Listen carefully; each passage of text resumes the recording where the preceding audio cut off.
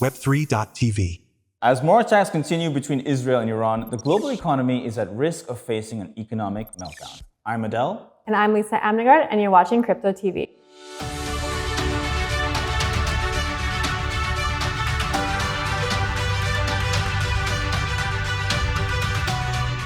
Crypto markets usually respond very fast to global events, and we can see over the weekend, Bitcoin dropped below $100,000 yesterday, its lowest level in over a month, after President Trump confirmed that US bombers hit 3 nuclear sites in Iran over the weekend. Bitcoin wasn't the only coin to fall. Ether fell more than 10%, with Solana XRP also sliding and pushing the crypto market deep into the red. Although prices have recovered slightly, the sell-off reflects a combination of geopolitical tensions and part inflation fears. For example, if Iran decides to block the Strait of Hormuz, a critical oil route handling 20% of global supply, JP Morgan has warned oil prices could jump up to $130 a barrel. That could in turn push US inflation back up to 5%, a level it hasn't seen since 2023.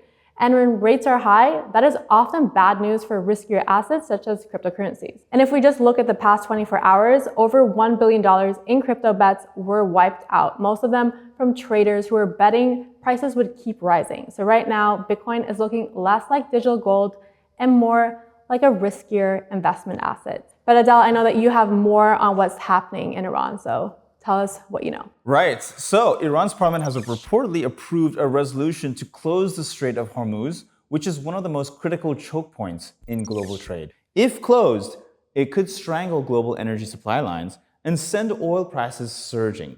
This move comes amid escalating tensions between Iran and Israel, including a surge in cyber warfare.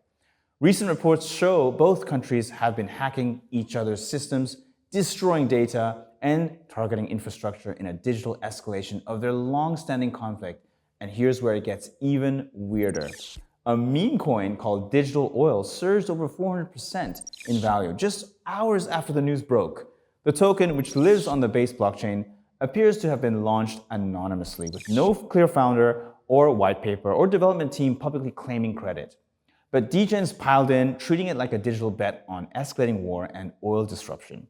What started as a jokey token now reflects a very real-world tension, showing how meme coins can sometimes echo global fears. So the question is, could meme coins like Digital Oil become the new sentiment index for global crisis and to make money during a war?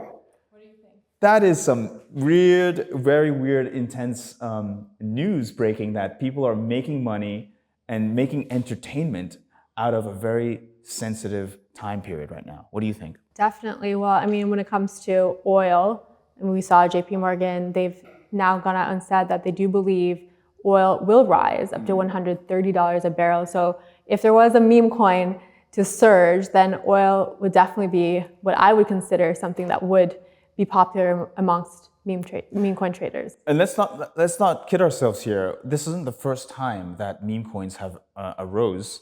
Because of current sentiments that have changed, or current trends in the market. We've seen coins like these appear during COVID, appear during previous wars, and now in this war, Digital Oil is the new meme coin hitting the internet by storm. So it looks like people are looking to make money left, right, and center. Yeah, I mean, if we also just look at the prediction market, it's kind of the same thing there. I mean, I saw on Polymarket that people, I think over 52% now believe that the Strait of Hormuz is going to close. And maybe meme coin culture is kind of adopting that kind of betting mentality on whether Iran will close the strait or not. Right.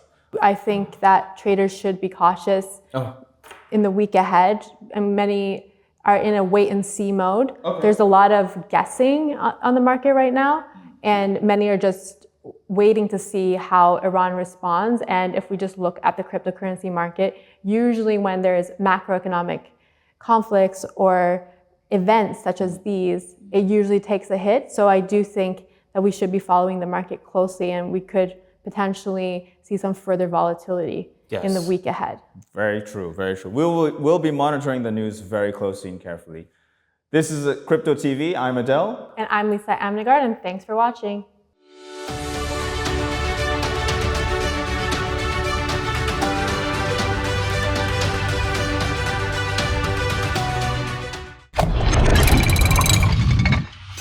Web3 TV.